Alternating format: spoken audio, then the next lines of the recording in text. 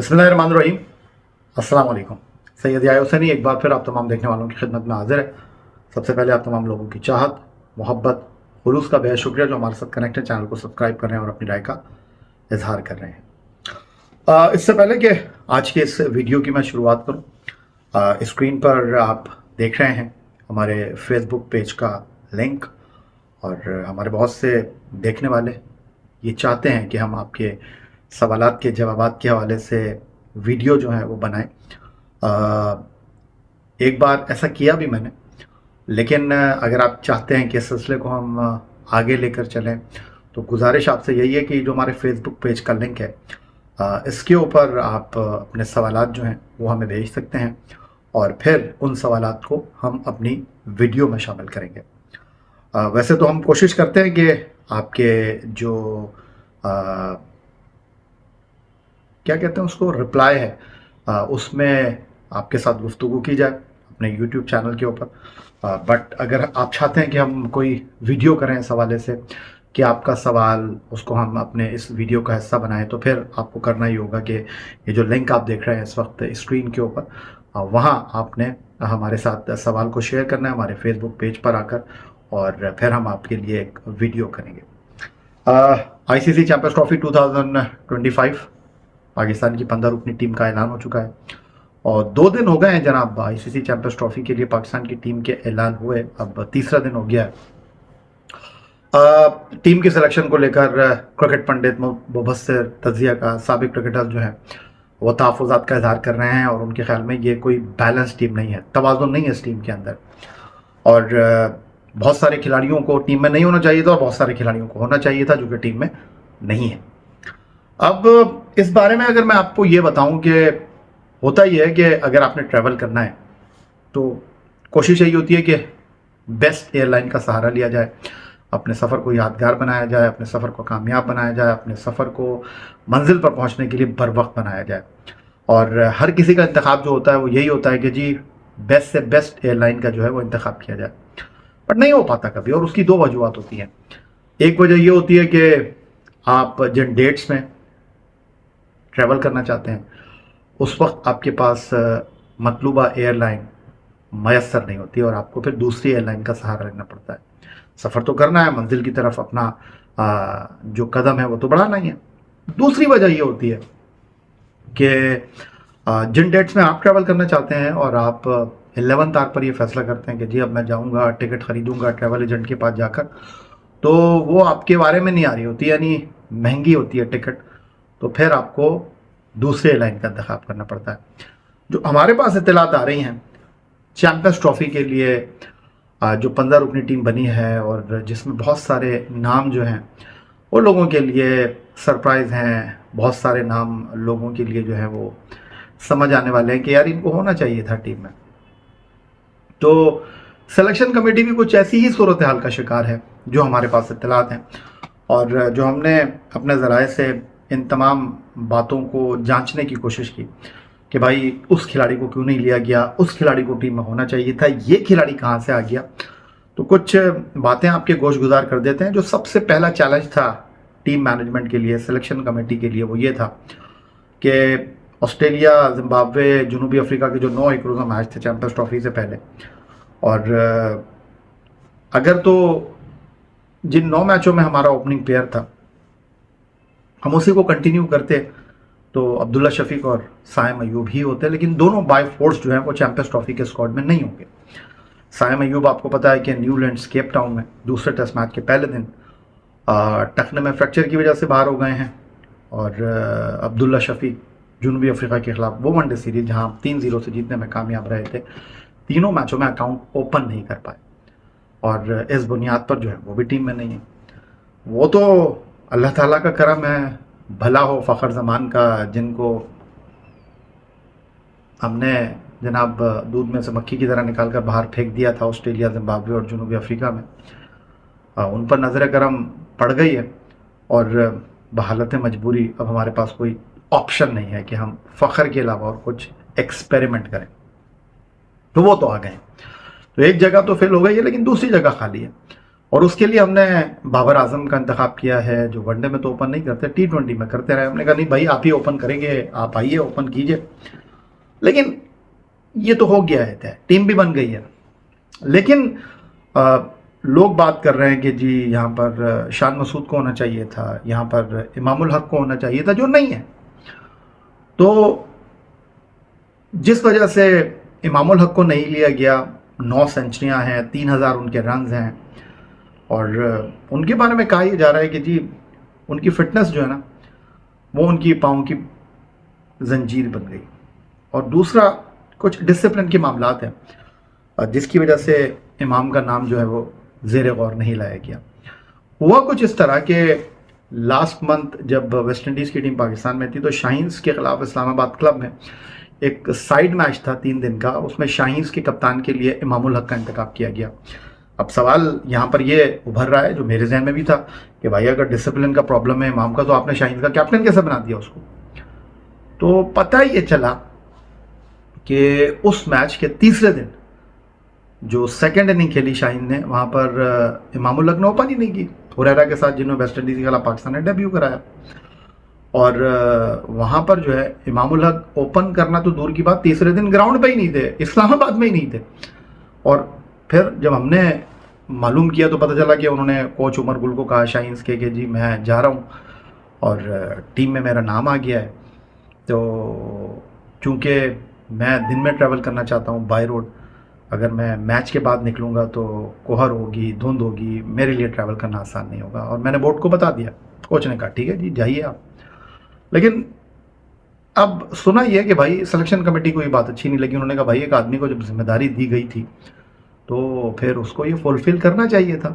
لیکن پھر میرے ذہن میں سوال یہ ہے کہ بھائی اگر آپ نے ان کو اس وجہ سے ٹیم میں سلیکٹ نہیں کیا تو پھر ٹیسٹ ٹیم میں کیوں رکھ لیا تھا بھائی آپ نے ان کو؟ سوال بنتا ہے نا بھائی. تو پھر کہا یہ جا رہا ہے کہ جی ان کو ٹیسٹ ٹیم میں اس لیے رکھا گیا کہ ان کو موقع دے رہے تھے. پھر یہ جو فٹنس کا معاملہ ہے، اگر فٹ نہیں تھے تو پھر ٹیسٹ ٹیم میں کیسے آ گئے؟ تو کہہ رہے ہیں جی ان کی فٹنس جو ہے نا وہ اس معیار کی نہیں تھی جس کی وجہ سے ان کو ٹیم میں رکھا جاتا. اور اس فٹنس کے اوپر امام الحق جو ہے نا وہ سینٹرل کانٹریکٹ میں بھی نہیں آیا بائی دا وے 2024-25 کے. لاسٹ سینٹرل کانٹریکٹ 2023-24 میں وہ بی کیٹیگری میں تھے، اب کسی کیٹیگری میں نہیں ہے. ٹیسٹ کپتان شان کے بارے میں کہہ رہے ہیں جی کہ وہ اس لیے نہیں ہے ٹیم میں، سلیکشن کمیٹی نے ان کو کنسیڈر کیا تھا. ان کے نہ ٹیم میں ہونے کی ایک وجہ بنی کہ وہ بالنگ نہیں کرتے. اور سائم ایوب صرف بیٹنگ کی وجہ سے نقصان نہیں ہوا ہے، وہ بالنگ بھی کرتے ہیں اگر آپ کو یاد ہو تو. اور پھر اگر وہ بالنگ نہیں کرتے تو آپ نے ٹیسٹ کیپٹن کو نہیں رکھا تو پھر وائس کیپٹن سعود شکیل کیسے آ گئے بھائی ٹیم میں؟ تو سلیکشن کمیٹی کی جو بات ہوئی سعود شکیل کے حوالے سے، ان کو یہ لگتا ہے کہ جی سعود شکیل جو ہے نا وہ ایشیا کی کنڈیشن میں زیادہ بہتر ہو سکتے ہیں، ڈیلیور کر سکتے ہیں. اور ان کو انہوں نے آسٹریلیا ساؤتھ افریقہ کے لیے اس لیے کنسیڈر نہیں کیا تھا کہ وہاں پر اونچے اچھال والی ہارڈ اینڈ باؤنسی ٹریک کے اوپر سعود اسٹرگل کرتے ہیں. چلیں یہ بات بھی میں مان لیتا ہوں، آپ کو یاد ہو تو آسٹریلیا کے دورے میں 3 ٹیسٹ کی 6 اننگ میں 100 بھی نہیں کر پائے تھے سعود شکیل. تو چلیں یہ بات کسی حد تک سمجھ آتی ہے. But on the other side Fahim Ashraf کیسے آگے بھائی ٹیم میں؟ تو بہت سارے لوگ کہہ رہے ہیں کہ جی بڑے تعلقات ہیں ان کے، اور سلیکشن کمیٹی جو ہے نا بائی دا وے اس چیز کے اوپر بھی بڑی ناراض ہے. کرکٹ بورڈ بھی ان چیزوں کو دیکھ رہا ہے، جس طرح ٹیم کے اوپر تنقید ہو رہی ہے کہ جی پرچی پہ آ گیا ہے فلاں پلیئر اور فلاں پلیئر کے لیے جو ہے نا وہ بولا گیا. تو فہیم اشرف کا جو کیس ہے نا وہ عامر جمال نے سننے میں آ رہا ہے کہ آسان کیا. عامر جمال جو تھے وہ ٹیم میں تھے لیکن ان کی جو کارکردگی ہے وہ ڈیٹیریٹ ہو رہی ہے. اور جس چیز پہ ان کا سلیکشن نہیں ہوا اور جس چیز پر فہیم اشرف کا سلیکشن جو ہے وہ زیر غور آیا وہ یہ تھا کہ آپ کو یاد ہے کہ بی پی ایل میں فہیم اشرف صاحب جو ہے نا وہ لیڈنگ وکٹ ٹیکر ہیں اور ان کے کچھ 224 رنس ہیں 34 ایک روزہ میچوں میں، 36 آؤٹ ہیں. عامر جمال کے بارے میں اگر آپ کو یاد ہو تو جو ہم فرسٹ ٹیسٹ میچ کھیلے تھے سپر اسپورٹس پارک سینچورین میں، جہاں 148 ساؤتھ افریقہ چیز کر رہا تھا اور 98 فور 8، اور پھر ایک اوور ان سے کروایا شاد نے سیکنڈ اننگ میں جس میں انہوں نے کوئی 14-15 رن دے دیے تھے. پھر ان کے اوپر بڑی تنقید ہوئی اور ان کو سیکنڈ ٹیسٹ میچ میں جو ہے وہ رکھا گیا. آپ کو یاد ہوگا ملتان میں ان کو کھلایا تھا ہم نے, انگلینڈ کے خلاف بالنگ ہی نہیں کرائی تھی. اور زمبابوے میں وہ کھیل رہے تھے اور زمبابوے میں بھی وہ ایسا لگ رہا تھا کہ فٹ نہیں ہے. تو عامر جمال نے آسٹریلیا کے خلاف بڑا دھماکہ خیز کم بیک کیا تھا, لیکن وقت گزرنے کے ساتھ ساتھ جو ہے نا ان کی پرفارمنس وہ نہیں ہے. تو فہیم اشرف جو ہے اس لیے ان سے آگے نکل گئے. ساجد خان کے حوالے سے لوگ بڑی بات کر رہے ہیں کہ جی ان کو ہونا چاہیے تھا. تو سلیکشن کمیٹی کو یہ لگتا ہے ساجد کے حوالے سے کہ جی ریڈ بال میں تو وہ بہت اچھے ہیں, اور جس طرح ہم نے ٹیلر میڈ پچز بنائی, ٹیسٹ میچ میں اسپن بھی ہو رہا تھا, بریک بھی ہو رہا تھا, 19 آؤٹ کیے ساجد نے انگلینڈ کے خلاف, اور یہاں پر بھی انہوں نے کوئی 15 کے قریب وکٹیں لیں اگینسٹ ویسٹ انڈیز, 16 نعمان نے آؤٹ کیے. لیکن ٹیسٹ کرکٹ میں تو آپ کو اسپیس ملتا ہے. ون ڈے جو ہماری ٹیم ہے نا اس میں مسٹری اسپنر ابرار کے علاوہ مزید انہوں نے اسپنر کو نہیں رکھا. اس کی وجہ جو سلیکشن کمیٹی کو لگتی ہے وہ یہ ہے کہ بھائی خوشدل اور آغا جو ہے نا وہ 10 اوور کر لیں گے, باقی 4 بالر تو ہیں کیونکہ 3 فاسٹ بالر تو کھیلیں گے اور چوتھا اسپنر مسٹری ہوگا. تو اسی لیے انہوں نے سفیان مقیم کو بھی نہیں رکھا. انہوں نے کہا بھائی یہ شارٹ ٹورنامنٹ ہے, اس میں ٹیم اتنی جلدی تبدیل نہیں ہوگی. تو یہ کہانی ہے, اور کس حد تک آپ اس سے مطمئن ہوتے ہیں اور کس حد تک آپ کو لگتا ہے کہ جی ہاں یہ چیزیں تو ٹھیک ہیں. ہاں یاد آیا, اب یہ عثمان خان جو کہ ون ڈے کرکٹ تو کھیلا ہی نہیں ہے پاکستان سے, اور ہم نے ان کو سیکنڈ وکٹ کیپر کے طور پر ٹیم میں ڈال لیا. تو آپ کو یاد ہوگا ایک ٹائم تک بڑی تنقید ہو رہی تھی سرفراز کے اوپر 2017 چیمپئنز ٹرافی کے وننگ کیپٹن کے, جی ان کو آپ ٹیم میں کیوں رکھتے ہیں. تو ان کو ہم نے ٹیم میں رکھا ہوا تھا رضوان کی جگہ کنکشن کے لیے. تو اب عثمان کو بھی ٹیم میں اس لیے ڈالا گیا ہے کہ اگر خدا نہ خواستہ کہیں ضرورت پڑی تو اس رول کے حساب سے ان کو ٹیم میں ایڈجسٹ کیا جا سکتا ہے. ادروائز ان کو صرف ٹیم میں جو ہے وہ خانہ پوری کے لیے رکھا گیا ہے, ان کی پلینگ 11 میں جگہ نہیں بن رہی. تو یہ صورتحال ہے, اور سلیکشن کمیٹی کے اوپر تنقید تو ہو رہی ہے. اسد شفیق صاحب جو کہ سلیکشن کمیٹی کے ایک رکن ہیں, انہوں نے ایک ویڈیو کیا کہ انہوں نے باقی بٹا بٹھا دیا. انہوں نے تو جس طرح گفتگو کی, حالانکہ وہ سلیکشن کمیٹی کے ممبر ہیں, یہ جو سلیکشن ہوئی ہے اس تمام صورتحال کا وہ حصہ تھے. لیکن میں یہ بھی بات انڈرسٹینڈ کرتا ہوں کہیں نہ کہیں کہ جس طرح ہم گفتگو کر لیتے ہیں, چیزوں کو بیان کر دیتے ہیں. دیکھیے کرکٹر آتا ہے, وہ کچھ کہتا ہے, پھر خبر بن جاتی ہے کہ ہر اس نے کیا کہہ دیا.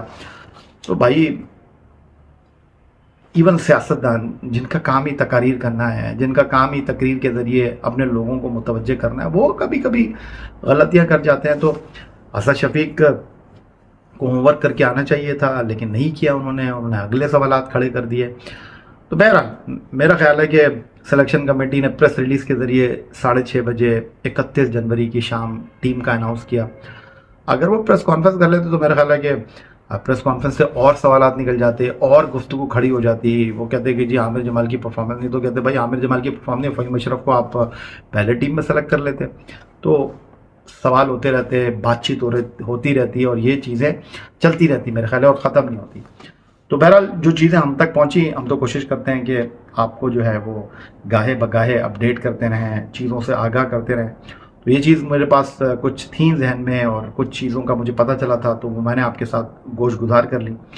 بہرحال ٹیم بن چکی ہے, یہی ٹیم ہے جو چیمپئنز ٹرافی میں پاکستان کو ریپرزینٹ کرنے جا رہی ہے, اور کون کیوں نہیں آیا اس حوالے سے جو ہے وہ آج کی اس ویڈیو میں نے آپ کو کچھ باتیں شیئر کر لی. تو ہوپ فار دا بیسٹ, گفتگو آپ سے چلتی رہے گی. اپنا بہت خیال رکھیے گا, چینل کو سبسکرائب کرنا مت بھولیے گا. اگلی ویڈیو تک کے لیے آیا حسینی کو اجازت دیجیے. اللہ حافظ. پاکستان زندہ باد.